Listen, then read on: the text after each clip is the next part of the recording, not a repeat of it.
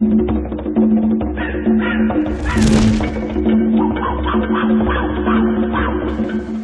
guys, Jungle Explorer here today, and today I'm going to be showing you the settings on this Campark T45 14 megapixel action cam. This is one of my most popular cameras that I did a review on several years ago, and people have just really liked this camera. Most people that own it really like it. There's been a couple people on my YouTube channel that have commented that they said they got a lemon, and they did exchange that. Campark was good about exchanging it and got a good one. So there is a few lemons out there, but overall it's a really good camera, and I know that I've used it ever since I owned it year round, and it's still in good shape, still doing its duty very well. This thing's over 2 years old and been in the field almost constantly 24/7 365 since then. It's also been part of several other multi-face-off reviews between other cameras and held its own very well in those. But several people have commented on my video saying they really don't know how to set the camera up. Now, so I do a lot of game cameras, and to me, setting them up is kind of just a no-brainer. But I can understand people that have never had a game camera before. They might be a little daunted by the settings and not know how to use them. And so several people over the last couple of years have asked me to make this video to help them know how to set this up. So let's go right into this by opening it up, and I'll get a zoom in close in on the screen here for you so that you can see how to set this camera up and the settings that I choose. Okay, so we have the power switch down here, and it's in the off position. We're going to slide it over one notch to the setup. The camera then turns on. Okay, it doesn't have a memory card in it, but you can see it there. Okay, so right here we have the menu button. We'll click the menu button, and that takes us into... Here, maybe this will be better. Let me set it up like this. Right here. That takes us into the menu mode. Okay, so now that we're in the menu, we see the first thing is mode. Let's click OK on that, and we'll see that we have three choices: photo, video, or photo and video. What this means is that if you set it to photo, it's going to take just pictures when the camera is activated.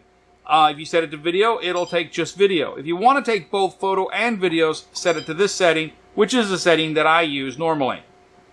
And press OK, and you got that. Now, the next option here is the photo resolution. It's a 14 megapixel camera, so I always, because digital storage is free and it doesn't cost anything, I always use the maximum setting, which is 14 megapixel, but you have other settings there. So press OK on that, and then we'll go down to the next one. Okay, photo series. This tells how many pictures it's going to take each time that is activated. You can take one photo, two photos, or three photos, which will be taken in a series of one photo, and then about a second later another photo. So it just, if an animal activates it, it's going to take one, two, or three photos depending on the setting that you choose here. Pressing OK. Now, video resolution. It's a 1080p HD camera. Again, digital storage is free, so always choose the maximum setting, but you do have some lower quality settings to choose from. Video length. Okay, I always have it set to around 10-15 seconds. I don't like to film for too long, but you can set it all the way up to 10 minutes is your longest video that you can set it to. That's a long video, and that's going to eat up your memory card very fast. So I think 10 seconds, 15 seconds is a good time to film. Press OK. Audio recording. If you want it to record audio, which it does have a microphone, but it's not really sensitive, you can press on that and switch it to on or off depending on what you want. Next setting is shot lag. Now what this setting is tells you how long of a delay in between the time of motion activated shots it's going to take. So if you wanted to shoot a lot, I have it set to 6 minutes.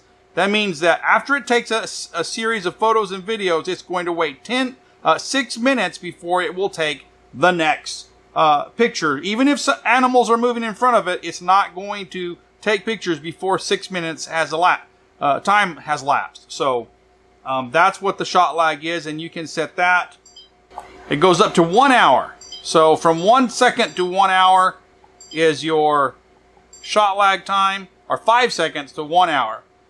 So is your shot lag time. Okay? And you just choose which one you think is best for you. I always like around 5 to 10 minutes is what I normally choose. So I'm going to go ahead and set it up there. And I think I'm going to set it to 10 minutes this time for my purposes.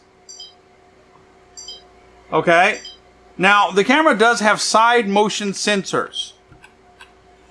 You can see them right here. And what these are pre-sensors, so that if something's coming from the side, moving into the field of vision, it will basically awake the camera up and get it. Because this is the main sensor, and when the animal senses here, when the camera senses the animal or movement in this, it's going to take the picture. So these basically get it ready, say, hey, something's about to come into the field of view, get ready. And so it reduces the amount of time of the shot, the sensor lag from the time that something comes in the field of view and it takes a picture. So it just basically improves the accuracy of the camera. Okay? So I always leave those on because I want to make sure that I catch pictures of things walking in the camera, trying to get the reflection off the screen here. Okay. All right, now we have the sensitivity. Now this is how sensitive your sensor is going to be. You have high, middle, low. I always set my camera on high. If I get too many false positives, then I will move it down to middle or low, depending on that. So it's just a trial and error thing, guys. Just whatever works for you. It's better to leave it on high and try to clear out any brush or limbs or branches or weeds that might be blowing and setting it off, giving you false positives when nothing is in there. I try to clean the area out so that nothing is moving. Only an animal or live object that's moving in the field of vision is going to set it off. Okay, so I always leave it to high unless I have to set it down. So here we have target recording time. Now the target recording time is, say you don't want it to take pictures 24/7, all day long. Say, let's say you only want to record from 8 o'clock in the evening till 8 o'clock in the morning. So you could use the target recording time to set that time slot so that the camera will only be active during that time. Okay? And that's pretty easy to set up. You just go in there and you turn it on, and then it gives you the options to choose your the hour to start and the hour to stop. Okay, now personally I don't use this because I want it to record day or night. So I'm going to turn that to off, and then we'll go back to the menu. Now to the next one, time-lapse recording. Now, time-lapse recording is beneficial if you have an area of high activity and you just want to create a time lapse. You can set the camera to record. You can turn it on, and then you can choose your shot delay time, which you can, have it take a picture every 30 seconds, which it is set to 30 seconds, every minute, every 10 minutes, every hour. You set the time, and so every time, in this case, it's going to take a picture every 30 seconds. And so you can actually use a video editing software and blend all those pictures together and create a time-lapse video out of it. So that's what the time-lapse is for. Personally, again, I do not use time-lapse recording because I only want to take pictures when things are moving. So there might be a usage for that. I don't have it. There's the language here. Got English, Dutch, Danish, Sumi, I don't know what that is, Svenska, and Spanish. So there's some different languages depending on what language you speak. You can use those. I speak English, so we'll use that.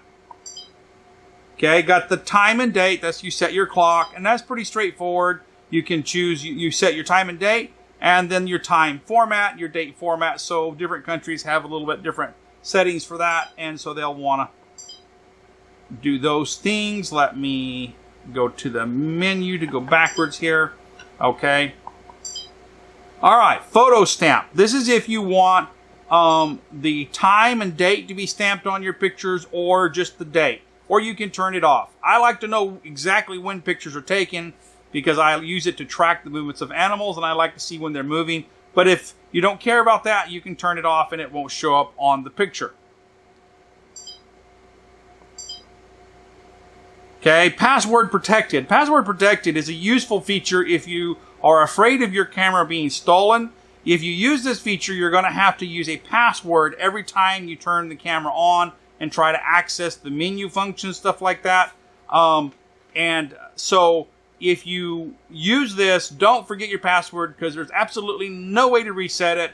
But if somebody steals your camera, it's going to be of no use to them, because they're not going to be able to use it without your password. So it's basically going to be a fishing weight to them. So this password protection is kind of intended to prevent somebody stealing your camera. It really doesn't prevent people from stealing your camera. It just prevents them from using your camera if they stole it. So I guess it's kind of like a stab in the eye to them. You stole my camera, but it ain't no good to you type thing. So I'm not sure. I don't use it because, you know, if my camera's stolen, I've lost it anyways. Beep sound. Obviously, you've been hearing the beep sound. You can turn that on and off. The format memory card. Guys, it's very important to use the right kind of memory card for these cameras. They are, especially when recording in HD video, 1080p, you need a fast memory card, and I've had a lot of people complain about the problems they had with the camera being linked to using very slow, cheap memory cards.